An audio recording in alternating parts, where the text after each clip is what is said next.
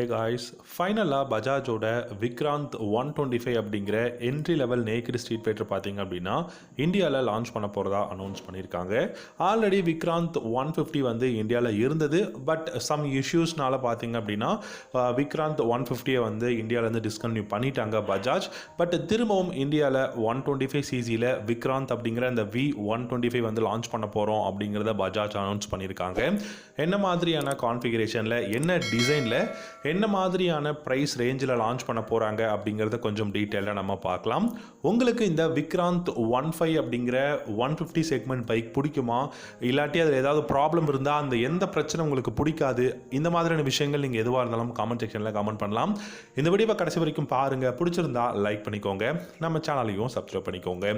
ரொம்பவே பார்த்தீங்க அப்படின்னா பெஸ்ட்டாக நிறைய ஒரு எதிர்பார்ப்போட லான்ச் ஆன பைக் தான் விக்ராந்த் 15.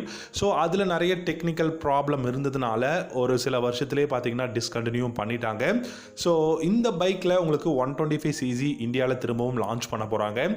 150 சிசி கண்டிப்பாக நம்ம எல்லாருக்கும் தெரியும், நல்ல அஃபோர்டபுள் ப்ரைஸில் தான் லான்ச் பண்ணியிருந்தாங்க, 67,000 அப்படின்னு சொல்லிட்டு.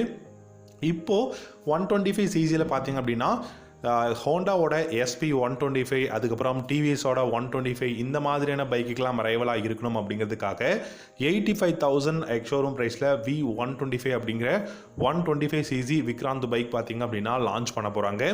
இந்த பைக்கோட இன்ஜின் அப்படின்னு பார்க்கும்போது 125 சிசி சிங்கிள் சிலிண்டர் ஏர் கூல்ட் இன்ஜின் தான் இருக்க போகுது. 4 ஸ்ட்ரோக் 2 வால்வ் இன்ஜின் தான் யூஸ் பண்ண போகிறாங்க. இந்த இன்ஜின் ப்ரொடியூஸ் பண்ணக்கூடிய பார் அப்படின்னு பார்க்கும்போது 12 ஹார்ஸ் வரும். 12 நியூட்டன் டார்க்கும் தான் இருக்க போகுது. 5 ஸ்பீட் கியர் பாக்ஸ் இந்த பைக்கில் கொடுக்க போகிறாங்க.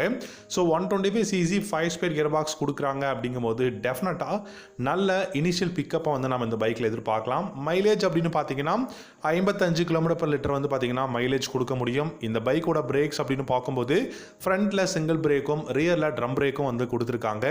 இந்த பைக்கில் ஏபிஎஸ்லாம் எதுவுமே கிடையாது. இதோட டிசைன் பார்த்தீங்கன்னா பழைய விக்ராந்த் 150யோட சேம் எக்ஸாக்ட் டிசைன் பேட்டர்னில் தான் வந்து லான்ச் பண்ண போகிறாங்க. 90/90 செக்ஷன் டயர் வந்து ஃப்ரண்ட்லையும் 120/80 செக்ஷன் டயர் வந்து ரியர்லையும் கொடுக்க போகிறாங்க. இந்த பைக்கோட வீல் சைஸ் அப்படின்னு பார்த்தீங்கன்னா ஃப்ரண்ட்டில் 18 இன்ச்சும் ரியரில் 16 இன்ச் வீலும் வந்து யூஸ் பண்ண போகிறதா சொல்லியிருக்காங்க. இந்த பைக்கோட சஸ்பென்ஷன் செட்டப் அப்படின்னு பார்த்தீங்கன்னா ஃப்ரண்ட்டில் டெலஸ்கோபிக் ஃபோக்ஸும் ரியரில் நமக்கு ட்வின் ஷாக் அப்சர்வர் தான் கொடுக்க போகிறாங்க.